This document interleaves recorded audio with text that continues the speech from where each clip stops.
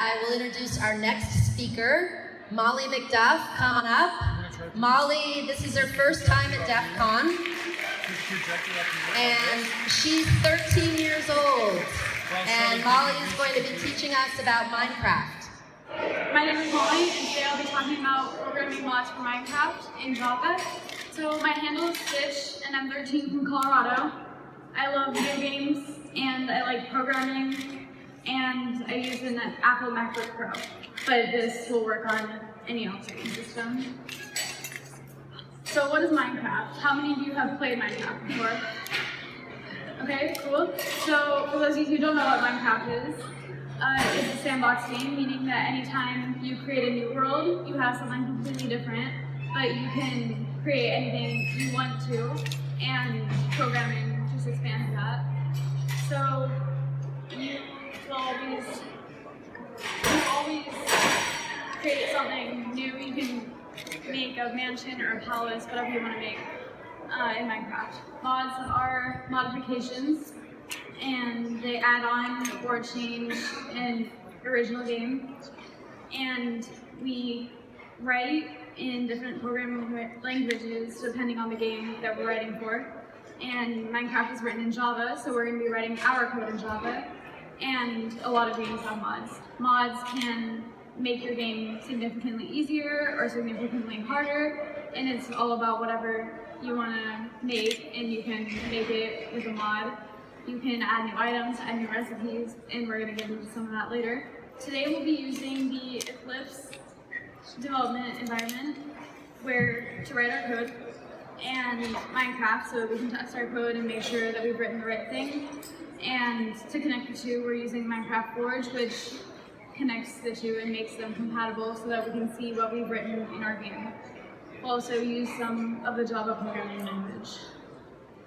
So today we're going to start with making some recipes, and a lot of people make new recipes in the game to start off programming. So we're going to move into that now and hope our life ending works.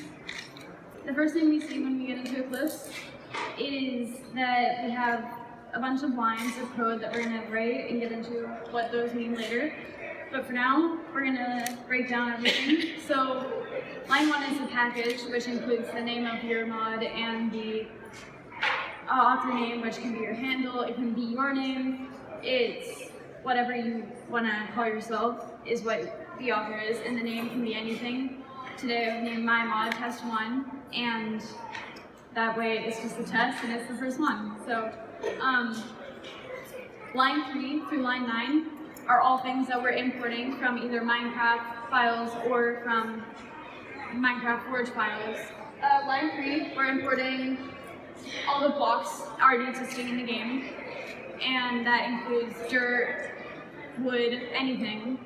So line 4 is the same thing, it's all the items in the game, so food, combat items, or tools, whatever. That's all under items. And some of the stuff that we're importing from Minecraft Forge includes the event handler, which just tells us that anything that happens this is what the result is, which we'll talk about a little bit more later. And game registry, which just includes all the already existing recipes in the game. And those are just some of the main ones. So moving down to line 11, line 11 to line 14 is everything that's needed in the game for Minecraft Forge to consider this a mod. So this can be all that you have within your mod, and it's still considered a mod. It will still run in the game, even if it doesn't change anything or add anything. So this is all that Forge needs to consider what we write a mod. And that includes the mod ID and the version, which are in line 13 and 14. 13, we're going to have the same thing as our package name, test 1, and then the version will be 1, because it's the first version, and if we wanted to change something, it would be different, like version 2 or version 1.3 or whatever. So line 16 is the event handler, and that just tells the game again that whatever we're creating, whatever is after that is something that will change or modify the game. And then line 17 is just similar. It just it tells the game like after this happens, this is what you get out of it. And line 19 is where we actually start modifying the game. So line 19 and 20 is our first recipe, which we're going to talk about. So game registry just again loads all the already existing recipes and items in the game, and that way it has everything already there, and we already imported that earlier. Add shapeless recipe is a library within game registry, which is a library within Minecraft Forge, which just tells the game that we're adding a recipe, and no matter where our items are placed on the grid, which I'll show you again. Our grid here, you can have any of these items that we're going to talk about in our next recipe in any formation, and it will still get the same result. What we're creating, we have to put in what we want out of our recipe. There are two parts to every recipe, and that's the result and the recipe. So our result, let's say we want to get a block of mycelium when we put in specific items into our grid. So after we put in an add shapeless recipe, we say new item stack, meaning that we're getting a new stack of items out of our recipe. So for us, that's one block of mycelium, but you can have 6 or 64 or 100, and it doesn't matter. It could be the same recipe. You can have anything. It doesn't have to make sense. So that's what's really fun about making mods, is you can be creative as much as you want to. And then the second part of our recipe is what we have to put in to our grid to get out our result. So what that is here is new item stack, meaning we have to put in this item, and it's 1 iron ingot. You can have it so it's 6. You have to put in 6 iron ingots, and it doesn't have to be a specific thing. It can be anything, and it doesn't, like I said, have to make sense. It just has to be whatever you want to have it mean. And then our second item that we have to put into our crafting table to get our 1 block of mycelium is a block of dirt, 1 block of dirt. And that just, again, we just have to have 1, and we can have any number of dirt blocks, and we get the same result. We just have to put that into our code, what we want. So now we're gonna run the game, and if it works, we know we wrote the right code, and yeah, we'll just see. So when we open our crafting table, we have some items that we're gonna use today. That's not the right recipe, sorry. Okay, so if we put in our iron ingot, and we put in our dirt block, we have the block of mycelium right there. So we know that we wrote the right code. And since we have it listed in our code as a shapeless recipe, we can have these items anywhere on the crafting table and still get our block of mycelium. So we know that the mycelium works. It's not fake mycelium. That's good. So yeah, we have that. And now we're going to go back into Eclipse and talk about another item, or another recipe that we're going to create, which is what we showed in our slides right here, this recipe, and we're going to see what that makes.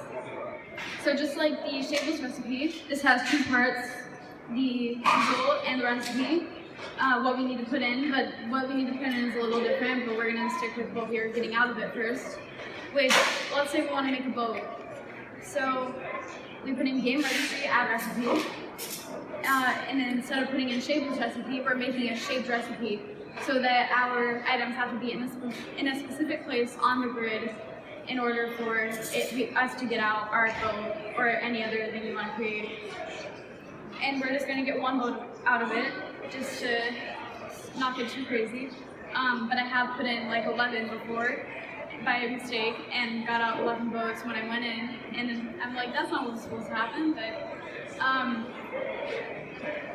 so we have that, and so the game knows what we're getting out of it when we put in our recipe, which is, if we look at the, go back to the grid, we have 9 squares, arranged in another square, and we have 8 wooden planks around the edge and a bowl in the center. And if we go back and look at this, then we have 8 X's around a Y. And so what do those mean? Well, we go down here and we define those. And X just, it means wooden planks, just like it shows here. Each X represents one plank that we have to put in for our recipe. And then Y, just the Y is right here, Y in the middle, and then right here it says that Y means items.bowl, so a bowl, Y means bowl, and then we come back in here, and then it says there's a bowl right there. And then we're gonna go back into Minecraft and then see if that worked, and we got the right code put in to run it and get the result. So again, we have our crafting table here and some items we're going to use. So if we put in our 8 blocks around the edge, just like we showed in Eclipse and in our slides, and then we put our bowl in the middle, we got a boat. So that worked too.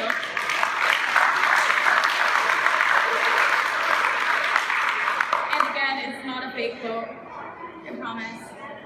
It's a real boat.